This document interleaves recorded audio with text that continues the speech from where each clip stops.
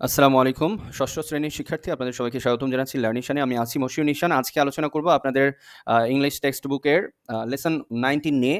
এটা গতদিনে আমরা 18 নিয়ে কথা বলেছি। 19 এর লেসনে যেই টাইটেলটা দেওয়া রয়েছে সেটা দেখেন, স্টপ, লুক অ্যান্ড লিসেন, মানে থামো, দেখো এবং শোনো। এই হলো আমাদের লেসনের যে টাইটেলটা সেইটা। আমরা এখন নিচে চলে আসবো। এই জায়গায় এ নাম্বার অ্যাক্টিভিটিজে আমরা দেখতে পাচ্ছি এখানে একটা ছোট মানে 4 লাইন একটা দেওয়া রয়েছে কবিতার অংশ। সো এটা আমরা একটু পড়বো। স্টপ, লুক অ্যান্ড লিসেন, থামো, দেখো এবং শোনো, is a very good rule to use. এইটা খুবই ভালো একটা নিয়ম কি করতে, ব্যবহার করতে। Not just before you cross a street, যখন তুমি রাস্তা পার করছো বা পার হচ্ছ তখন এই রুলসটা যে শুধুমাত্র ভালো তাই নয়। But when you look for clues, এটা এমন সময়ও ভালো যে যখন তুমি কোনো একটা কিছু অনুসন্ধান করছো বা সন্ধান করছো বা খুঁজে বেড়াচ্ছ, তখনও কিন্তু এই রুলসটা যে স্টপ, লুক অ্যান্ড লিসেন, প্রথমে থামো, তারপরে দেখো এবং তারপরে শোনার চেষ্টা করো। এইভাবে যদি তুমি এই প্রক্রিয়া ফলো করো, তুমি অনেকটাই সুন্দরভাবে কাজটা করতে পারবা। সো এইটা বোঝানোর চেষ্টা করেছে। ঠিক আছে, আপনারা এটা বুঝতে পেরেছেন। এবারে A1 যে অ্যাক্টিভিটিসটা রয়েছে, এইখানে দেখেন, এখানে যাওয়ার আগে আরেকটু বলে নিই, আপনারা যারা এখন আমার চ্যানেলটাকে সাবস্ক্রাইব করেননি দ্রুতই সাবস্ক্রাইব করে আসবেন। কারণ আপনাদের জন্য ভিডিওসগুলো কিন্তু থাকছে এখানে। প্লেলিস্ট চেক করলে কিন্তু অনেকগুলো ভিডিওস আপনারা পাবেন, যেগুলো খুব সুন্দরভাবে আমি চেষ্টা করেছি বোঝানোর। সো আপনাদের সাথে কিন্তু অনেক বেশি হেল্প হতে পারে। ওকে, যাই হোক, আচ্ছা, A1 অ্যাক্টিভিটিতে কি বলেছে? Did you enjoy the poem? আপনি কি এই কবিতাটা পছন্দ করেছেন? Discuss with a partner about what the poet is trying to সে।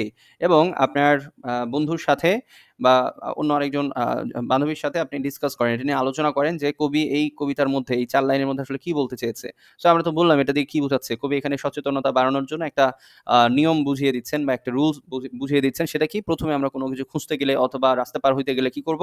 প্রথমে একটু দাঁড়িয়ে যাব বা থেমে যাব। তারপরে চারপাশটা একটু দেখে ফেলবো বা দেখে নিব এবং এরপরে কি করব? একটু শোনার চেষ্টা করব কোনো অতিরিক্ত তথ্য আমরা পাই কিনা।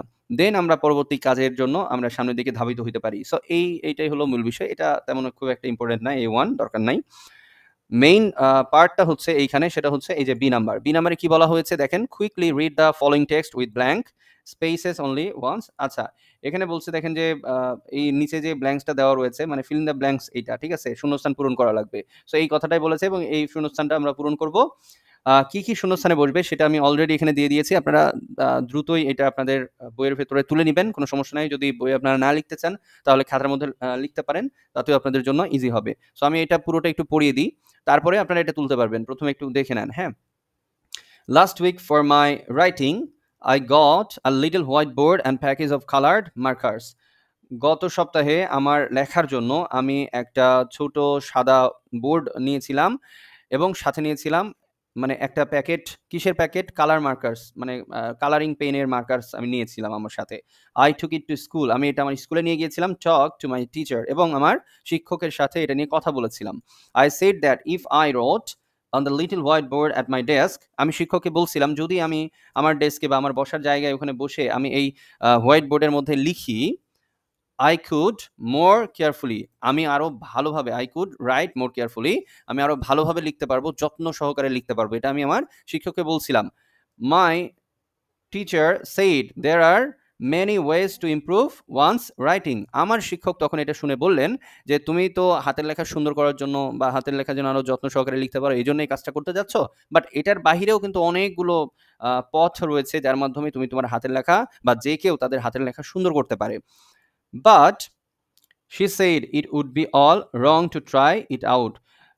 এবং এটা বলার পরে কিন্তু তিনি আবার বললেন যে এই কাজটা যদি আমি করি তাহলে এটা কি হবে? এটা হতে পারে একটা ভুল কাজ। ঠিক আছে? যে এই যে ছোট হোয়াইট বোর্ডে লেখার যে ব্যাপারটা, এটা আমার জন্য এটা ভুল কাজ হইতে পারে। এটা আমার শিক্ষক বললেন। I had a terrible experience of trying to write as usual with chalks as the other children were writing with chalks. তো আমার মানে খুবই ভয়ানক, টেরিবল মানে কি? ভয়ঙ্কর বা ভয়ানক একটা অভিজ্ঞতা আছে যখন আমি চক দিয়ে, যে সাধারণত সচরাচর চক দিয়ে লিখতে যাচ্ছিলাম এবং আমার আশেপাশে অন্যান্য ছেলে-মেয়েরা যারা আছে তারাও যে চক দিয়ে লিখছিল, তো তখন আমার সাথে একটা ভয়ঙ্কর এক্সপেরিয়েন্স হয়ে যায়। অভিজ্ঞতার মুখোমুখি হই আমি। সেটা কি? দেখি। I held the chalk so tightly, আমি চকটাকে অনেক বেশি শক্ত করে ধরে ফেলেছিলাম। হ্যাঁ? It kept breaking in pieces, এবং যখনই আমি শক্ত করে ধরে ফেলেছি, লিখতে যাওয়ার সময় এটা একদম ভেঙে খন্ড, খন্ড হয়ে যায়। When the lesson was over, যখন আমার পড়াশোনা শেষ হয় বা পড়ানো শেষ হয়, I was totally upset, এবং আমি তখন খুবই মানে হতাশ হয়ে পড়ি। ঠিক আছে? যে কিভাবে আমি লিখতে গেলাম আর আমার চকটা ভেঙে গেল। My first my wrist felt numb, এবং আমার হাত চলছিল না এরকম বোঝাচ্ছে অনেকটা, হ্যাঁ। I wrote this nervously on my white board and left it on my desk, এবং আমি খুবই মানে একটা অস্বস্তিকর অবস্থায়, একটু ভয় ভয় অবস্থায়, একটু আমি মানে চিন্তিত অবস্থায় এটা কি লিখছিলাম আমার হোয়াইট বোর্ডে তখন ওই চক দিয়ে, এবং তারপরে সেটা আমি রেখে দিলাম কোথায়, আমার ডেস্কের মধ্যে রেখে দিলাম। The chalk was too small and holding it, তো আমার সেই চকটা যখন অনেক মানে ভেঙে খণ্ড খণ্ড হয়ে যায় তখন তো সেটা ছোটই হয়ে যাবে। সো সেটা অনেক ছোট ছিল, এবং হোল্ডিং ইট ওয়াজ টু ডিফিকাল্ট, এবং সেটাকে ধরে লিখা এটা অনেক বেশি কঠিন ছিল আমার জন্য। I will try find some easier ways to improve my writings, তো আমি চেষ্টা করব ভবিষ্যতে আমার লেখা উন্নত করার জন্য অন্য কোনো একটা পথ, সহজ পথ যেটার মাধ্যমে আমি আমার লেখাটা উন্নত করতে পারি। সো এই ছিল আমাদের পুরো প্যাসেজটা, এখানে উত্তরগুলো লাল অক্ষরে আমি লিখে দিয়েছি, আপনারা সুন্দর করে এটা উঠিয়ে নেবেন। আর কোনো প্রশ্ন থাকলে অবশ্যই করতে ভুলবেন না। আগামী দিনে আমরা হয়তো লেসন এই যে 20 এটা নিয়ে আলোচনা করব। সো আজকের মতো এতটুকুই, সবাই ভালো থাকবেন, সবার সুস্থতা কামনা করছি। আল্লাহ হাফিজ।